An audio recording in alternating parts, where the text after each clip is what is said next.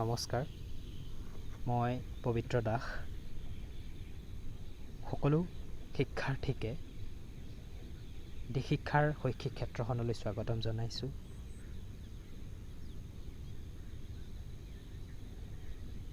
শিক্ষাৰ্থীসকলৰ প্ৰয়োজনসমূহ পূৰণ কৰাৰ স্বাৰ্থত শিক্ষাৰ্থীসকলৰ যি লক্ষ্য আছে, লক্ষ্যসমূহৰ বাবে সহায় কৰাৰ স্বাৰ্থত আমাৰ এই D-XIKHYAৰ শৈক্ষিক ক্ষেত্ৰখন গঢ় লৈ উঠিছে। গতিকে এই D-XIKHYAৰ শৈক্ষিক ক্ষেত্ৰখনৰ মাধ্যমেৰে মই শিক্ষাৰ্থীসকলক অসমীয়া বিষয়ৰ পাঠদান কৰিবৰ বাবে আহি উপস্থিত হৈছোঁ।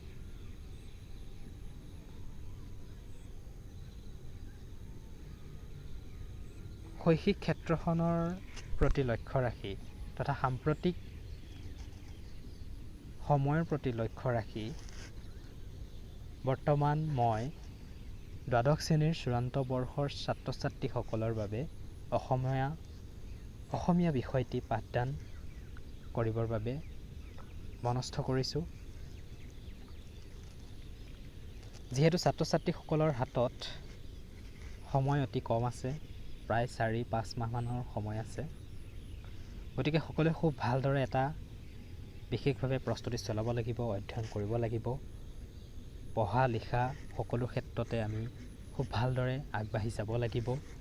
তেতিয়াহে আমি এটা ভাল সুন্দৰ ফলাফল অসমীয়া বিষয়টিত তথা সম্পূৰ্ণ পৰীক্ষাৰ ৰিজাল্টৰ পৰা এটা ভাল ৰিজাল্ট আমি আশা কৰিব পাৰিম।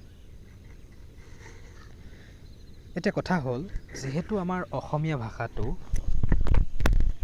অসমীয়া লোকসকলৰ বাবে এটা মাতৃভাষা, গতিকে পূৰ্বৰে পৰাই আমি অসমীয়া ভাষাটোত নিজৰ মনৰ ভাৱ প্ৰকাশ কৰি আহিছোঁ। কিন্তু পৰীক্ষা আৰু সমাজত সাধাৰণভাৱে মনৰ ভাৱ প্ৰকাশ কৰা দুটা পৃথক বস্তু। গতিকে আমি পৰীক্ষাত বিভিন্ন বিষয়বস্তুবোৰ পৰীক্ষাকেন্দ্ৰিকভাৱে নম্বৰৰ প্ৰতি লক্ষ্য ৰাখি, সময়ৰ প্ৰতি লক্ষ্য ৰাখি খুব শৈলীগতভাৱে আমি উপস্থাপন কৰিব লাগিব। তেতিয়াহে আমি এটা খুব সুন্দৰ ফলাফল লাভ কৰিবলৈ সক্ষম হ'ম। গতিকে মই তোমালোকক সময়ৰ প্ৰতি লক্ষ্য ৰাখি অসমীয়া বিষয়ৰ গদ্যাংশখিনি পোনপ্ৰথমে আলোচনা কৰিম।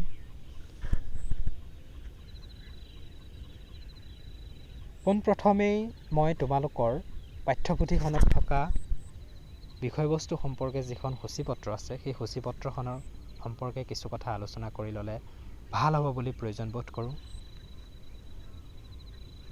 অহা শ্ৰেণীৰ পৰা মই তোমালোকক মূল বিষয়বস্তুৰ পাঠদান কৰিম।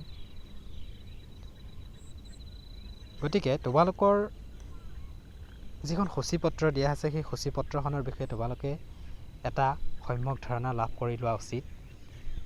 কিয়নো তোমালোকে কি পঢ়িলে আৰু কোন পাঠৰ পৰা কিমান নম্বৰ আহিব, কোন অংশৰ পৰা কিমান নম্বৰ আহিব, কিমান নম্বৰ তোমালোকে লাভ কৰিবলৈ সক্ষম হ'বা, এই গোটেই কথাখিনি জনাটো অতিকৈ প্ৰয়োজন। তেতিয়াহে আমি প্ৰস্তুতি এটা খুব ভালদৰে চলাব পাৰিম। গতিকে তোমালোকৰ সূচীপত্ৰখনত 5টা গোটত বিভক্ত কৰি তোমালোকক বিষয়বস্তুসমূহ আহৰণ কৰিবলৈ দিয়া হৈছে। প্ৰথম গোটত আছে গদ্য। গদ্যৰ পৰা তোমালোকৰ আহিব 35 নম্বৰ। দ্বিতীয় গোটত আছে কবিতা। কবিতাৰ পৰা আহিব তোমালোকৰ 25 নম্বৰ। তৃতীয় গোটত আছে মূল্যবোধ শিক্ষা, কৈশোৰকাল আৰু ইয়াৰ উপযোগী শিক্ষা। ইয়াৰ পৰা আহিব তোমালোকৰ 10 নম্বৰ। চতুৰ্থ গোটত আছে ব্যাকৰণ। ব্যাকৰণৰ পৰা 20 আৰু শেষত আছে ৰচনা। আৰু ৰচনাৰ পৰা আহিব তোমালোকৰ 10 নম্বৰ। মুঠ 100 নম্বৰৰ এখন পেপাৰ এইকেইটা গোটৰ পৰা তোমালোকৰ আহিব। গতিকে গোট 1ত তোমালোকক 8টা গদ্য পাঠ পঢ়িবলৈ দিয়া হৈছে আৰু প্ৰতিটো গদ্য পাঠৰে বিশেষ গুৰুত্ব আছে। এই গুৰুত্বসমূহ উপলব্ধি কৰি পাঠসমূহ তোমালোকে বোধগম্য কৰিব লাগিব। খুব ভালদৰে পুংখানুপুংখভাৱে পঢ়িব লাগিব আৰু এই ক্ষেত্ৰত সহায়ক হিচাপে আমি তোমালোকৰ লগত সদায় আছোঁ। গতিকে প্ৰথমতে তোমালোকে পঢ়িব লাগিব 8টা গদ্য। সেয়া হৈছে মোৰ মাতৃমুখ দৰ্শন, লক্ষ্মীনাথ বেজবৰুৱাদেৱে ৰচনা কৰা। এটা কথা কবিতা, যতীন্দ্ৰনাথ দুৱৰাদেৱে ৰচনা কৰা মগনিয়াৰ। আনন্দৰাম বৰুৱাৰ বিষয়ে লিখা এটা বিশেষ লেখা, উপেন্দ্ৰ চন্দ্ৰ লেখাৰুৱাদেৱে লিখিছে, সেয়া পঢ়িব লাগিব। হস্তি বিজ্ঞানৰ পুথি বিষয়ে লিখা এটা লেখা ডক্টৰ সূৰ্যকুমাৰ ভূঞাদেৱে লিখিছে। ভাৰতীয় আদৰ্শত বৈৰাগ্য তীৰ্থনাথ শৰ্মাদেৱে লিখিছে, সেয়া আমি ভালদৰে পঢ়িব লাগিব। চিঠি নামৰ এটা আছে লেখা, খিলভদ্ৰদেৱে লিখা। আৰু অসমীয়া চলচ্চিত্ৰৰ যিটো গতিধাৰা, সেই গতিধাৰা সম্পৰ্কত এটা লেখা আছে, এটা পাঠ আছে, উৎপল দত্তদেৱে লিখা। সেইটো তোমালোকে ভালদৰে পঢ়িব লাগিব, যাৰ দ্বাৰা অসমীয়া চলচ্চিত্ৰৰ ইতিহাস সম্পৰ্কে তোমালোকে সম্যক জ্ঞান লাভ কৰিব পাৰিবা। আৰু লগতে আছে বৈজ্ঞানিক মানসিকতা কিদৰে গঢ়িব পাৰোঁ নামৰ এটা পাঠ, যিটো পাঠ লিখিছে আমাৰ শ্ৰদ্ধাৰ ডক্টৰ দীনেশ চন্দ্ৰ গোস্বামীদেৱে। গতিকে এই গদ্যাংশখিনি তোমালোকে খুব ভালদৰে পুংখানুপুংখভাৱে দুবাৰ তিনিবাৰ পঢ়িব লাগিব। ইয়াৰ মাজত থকা সাৰ অংশ তোমালোকে মনত ৰাখিব লাগিব। প্ৰশ্নোত্তৰসমূহ খুব ভালদৰে অনুশীলন কৰিব লাগিব। তাৎপৰ্য ব্যাখ্যা কৰা, বহলাই লিখা, আলোচনা কৰা, এনেকুৱা ধৰণৰ যিবিলাক প্ৰশ্ন, সেই প্ৰশ্নসমূহ তোমালোকে খুব ভালদৰে প্ৰস্তুত কৰিব লাগিব। চমু উত্তৰসমূহৰ কাৰণে নিজকে প্ৰস্তুত কৰিব লাগিব। গতিকে ইয়াৰ লেখক পৰিস্থিতিৰ পৰা কিছুমান প্ৰশ্ন আহিব, সেই প্ৰশ্নসমূহ আমি ভালদৰে জানিবলৈ বা বুজিবলৈ তথা মনত ৰাখিবলৈ হ'লে আমি লেখক পৰিস্থিতিৰ পৰা প্ৰয়োজনীয় কথাসমূহ আমি বহীত টুকি লৈ মুখস্থ কৰিব লাগিব।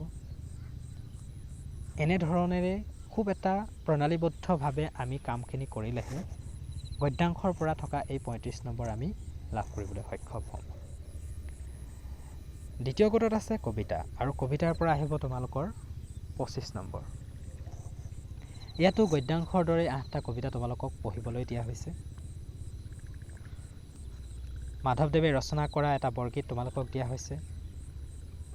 তাৰ পাছতে আছে বিশ্ব খনিকৰ মফিজুদ্দিন আহমদ হাজৰিকাদেৱে ৰচনা কৰা, মিলন নলিনীবালা দেৱী, জনতাৰ আহ্বান জ্যোতিপ্ৰসাদ আগৰৱালা, কাঠমিস্ত্ৰীৰ ঘৰ ধীৰেন্দ্ৰ চন্দ্ৰ দত্ত, আঘোণৰ কুঁৱলী কেশৱ মহন্ত, উভতি নহাৰ কবিতা নৱকান্ত বৰুৱা। আৰু 8 নম্বৰত দিয়া আছে নিৰ্মলপ্ৰভা বৰদলৈ ৰচনা কৰা কৰুণতম নামৰ এটা কবিতা। গতিকে এই কবিতাংশৰ পৰা তোমালোকে বহু কথা জানিব লগা আছে, কাৰণ বৰগীতৰ সময়ৰে পৰা আৰম্ভ কৰি বৰ্তমান সময়লৈকে কবিতাৰ যিটো গতিধাৰা, কবিতাৰ যিটো পৰিৱৰ্তন, সেই পৰিৱৰ্তনৰ গতিত পৰি কবিতাসমূহ কেনেধৰণেৰে ৰূপ পৰিগ্ৰহণ কৰিছে, সেই ক্ৰমত তোমালোকক 8টা কবিতা পঢ়িবলৈ দিয়া আছে। গতিকে এই 8টা কবিতা ভালদৰে তোমালোকে ৰসগ্ৰহণ কৰিব লাগিব, আৰু তাৰ পাছতে খুব ভালদৰে এই কবিতাসমূহ সাৰ অংশ তোমালোকে কি কৰিব লাগিব, মনত ৰাখিব লাগিব। তাৰ লগে লগে আহিব তোমালোকৰ কবিসমূহৰ পৰিচয়। যিহেতু পৰীক্ষাকেন্দ্ৰিকভাৱে আমি আলোচনাখিনি আগবঢ়াই নিব লাগিব, সেয়েহে কবি পৰিচয়সমূহ আমাৰ কাৰণে যথেষ্ট গুৰুত্বপূৰ্ণ। কাৰণ কবি পৰিচয়সমূহৰ পৰা 1 নম্বৰ 2 নম্বৰ প্ৰশ্ন অহা দেখা যায়। গতিকে সেইসমূহ তোমালোকে খুব ভালদৰে মনত ৰাখিব লাগিব। লগতে কবিতাসমূহৰ যি মূল ভাৱ, যি সাৰ অংশ আছে, সেইসমূহ তোমালোকে খুব ভালদৰে মনত ৰাখিব লাগিব। গতিকে এনেধৰণেৰে খুব এটা প্ৰণালীবদ্ধভাৱে যেতিয়া আমি কবিতাসমূহ বুজি লৈ, কবি পৰিচয়সমূহ মনত ৰাখি লৈ প্ৰস্তুতি চলাম, তেতিয়া আমি 25 নম্বৰটো পাবৰ বাবে সহজ হৈ পৰিব। তৃতীয়তে দিয়া আছে তোমালোকক 2টা পাঠ, সেয়া হৈছে মূল্যবোধ শিক্ষা ডক্টৰ দুলুমণি গোস্বামীয়ে লিখা। দ্বিতীয়তে আছে কৈশোৰকাল আৰু ইয়াৰ উপযোগী শিক্ষা ডক্টৰ স্বৰ্ণলতা দাস বাইদেৱে লিখিছে। গতিকে 2টা পাঠেই তোমালোকৰ বয়সৰ উপযোগী কৰি লিখা, যিহেতু বৰ্তমান সমাজ ব্যৱস্থাত মূল্যবোধ শিক্ষাৰ যথেষ্ট গুৰুত্ব আছে। ঠিক তেনেধৰণৰে কৈশোৰ কাল সম্পৰ্কে আৰু কৈশোৰ কালত কেনেকুৱা ধৰণৰ উপযোগী শিক্ষা দিয়া হয় এই সম্পৰ্কেও তোমালোকে জানিবলগীয়াৰ যথেষ্ট প্ৰয়োজন আছে। গতিকে দুয়োটা পাঠেই তোমালোকৰ বয়সৰ উপযোগীকৈ ইয়াত সন্নিৱিষ্ট কৰা হৈছে। গতিকে এই দুয়োটা পাঠ খুব ভালদৰে আমি পঢ়িব লাগিব আৰু ইয়াৰ প্ৰশ্নোত্তৰসমূহ আমি খুব ভালদৰে প্ৰস্তুত কৰি অনুশীলন কৰিব লাগিব। যিহেতু ইয়াৰ পৰা 10 নম্বৰ আহিব, গতিকে 10 নম্বৰ খুব এটা কম নম্বৰ বুলি ভাবি তোমালোকে অৱহেলা কৰিলে নহ'ব। তাৰ পাছতে আছে ব্যাকৰণ। যিহেতু এইখন এখন ভাষাৰ প্ৰশ্ন কাকত, গতিকে ভাষাৰ প্ৰশ্ন কাকত হিচাপে ভাষাৰ বিষয়টোত ব্যাকৰণ সন্নিৱিষ্ট কৰিবই। গতিকে এই ব্যাকৰণৰ গোটটোৰ পৰা তোমালোকৰ আহিব 20 নম্বৰ আৰু ইয়াতে তোমালোকক 3টা প্ৰধান বিষয়বস্তু পঢ়িবলৈ দিয়া হৈছে। সেয়া হৈছে বিভক্তি, প্ৰত্যয় আৰু জতুৱা ঠাঁচ। বিভক্তিৰ পৰা তোমালোকৰ ক্ৰিয়া বিভক্তি আৰু নাম বিভক্তি পঢ়িলেই হ'ব। প্ৰত্যয়ৰ পৰা তোমালোকে কৃত প্ৰত্যয় আৰু তদ্ধিত প্ৰত্যয় পুংখানুপুংখভাৱে অনুশীলন কৰিব লাগিব আৰু আয়ত্ত কৰিব লাগিব। তাৰপিছতে আহিব জতুৱা ঠাঁচ। গতিকে জতুৱা ঠাঁচসমূহ তোমালোকে সৰুৰে পৰাই শুনি আহিছাই। তথাপিও এতিয়া পৰীক্ষা কেন্দ্ৰিকভাৱে আমি খুব চালি জাৰি চাই বিচাৰ বিবেচনা কৰি ব্যাকৰণসমূহ আমি আয়ত্ত কৰিব লাগিব। আমি তোমালোকক সেইসমূহ ভালদৰে আয়ত্ত কৰাবলৈ চেষ্টা কৰিম, অনুশীলন কৰাম।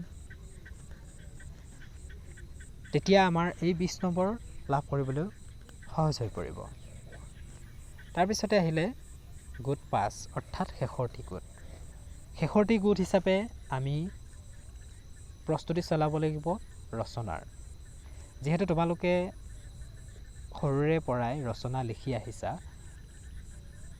10ম শ্ৰেণীতো তোমালোকে ৰচনা লিখিছা, ৰচনাৰ প্ৰস্তুতি চলাইছা, কিন্তু দ্বাদশ শ্ৰেণীৰ ৰচনাখনত কিছু ব্যতিক্ৰম হ'ব লাগিব।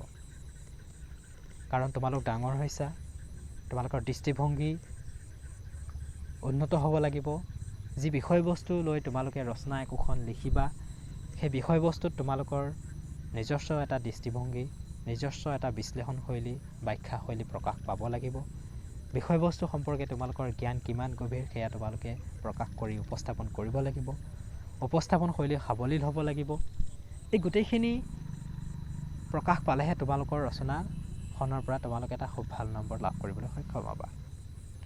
গতিকে তাৰ বাবে তোমালোকে কমেও 10খনমান ৰচনা বিভিন্ন বিষয়ৰ প্ৰস্তুতি চলাই প্ৰস্তুত কৰিব লাগিব, শৈলী আয়ত্ত কৰিব লাগিব। গতিকে আমি তোমালোকক ৰচনা লিখাৰ শৈলী আয়ত্ত কৰাবলৈ আমি চেষ্টা কৰিম। কেনেধৰণে লিখে সেয়া শিকাম। ৰচনা একোখন লিখাৰ অন্তৰালত কোনবোৰ বা কেনেধৰণৰ নীতি নিয়ম শৈলী জড়িত হৈ থাকে সেয়া আমি তোমালোকক শিকাম। গতিকে এই গোটেই সকলোখিনি কথা সামৰি আমি আমাৰ অসমীয়া বিষয়টিত খুব ভালদৰে এটা অধ্যয়ন আৰু প্ৰস্তুতি চলাব লাগিব। তেতিয়াহে আমি এটা আশানুৰূপ ফলাফল লাভ কৰিবলৈ সক্ষম হ'ম। তাৰ লগে লগে আমি গুৰুত্ব দিব লাগিব আমাৰ আখৰৰ স্পষ্টতা, আখৰৰ শুদ্ধতা। এই গোটেইসমূহ কথাৰ প্ৰতি লক্ষ্য ৰাখিব লাগিব।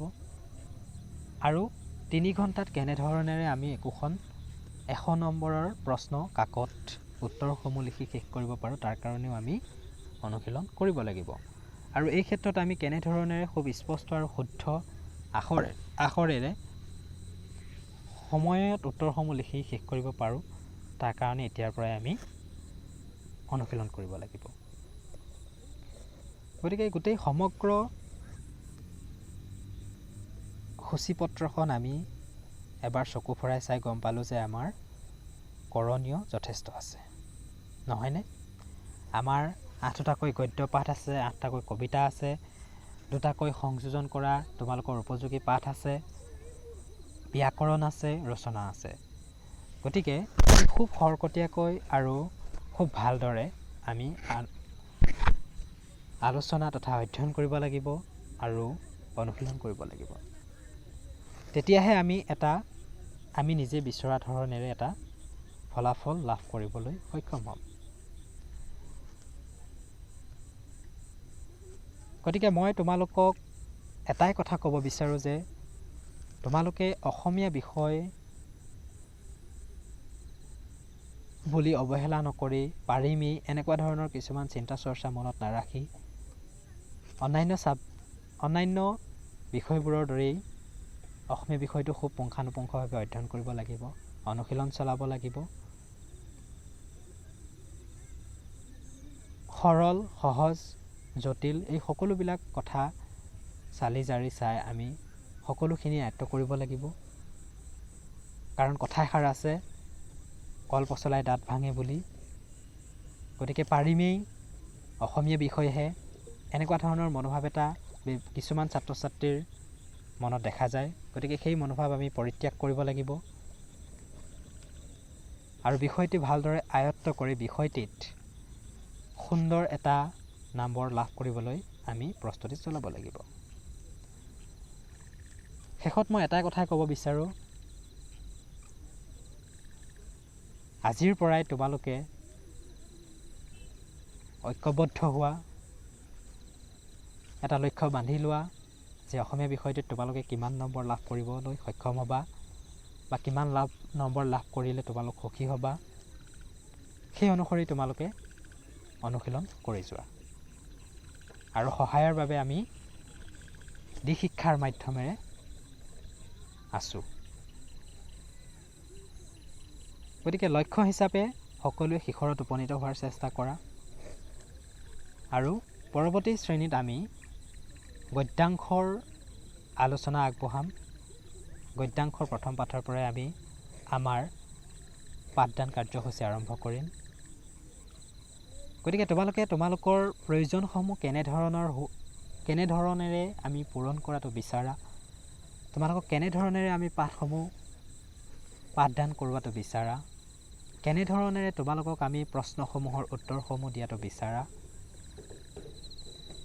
এই সকলোখিনি কথা তোমালোকৰ অনুভৱ আমাক জনাবলৈ আমি অনুৰোধ কৰিছোঁ। কাৰণ তোমালোকৰ মনোভাৱখিনি জানি ল'লে আমিও পঢ়াবলৈ সুবিধা হ'ব আৰু আমিও তোমালোকৰ লগে লগে কষ্ট কৰিবলৈ এটা সাহস পাম। গতিকে তেতিয়ালৈকে তোমালোকৰ পৰা আজি বিদায় লৈছোঁ। ধন্যবাদ।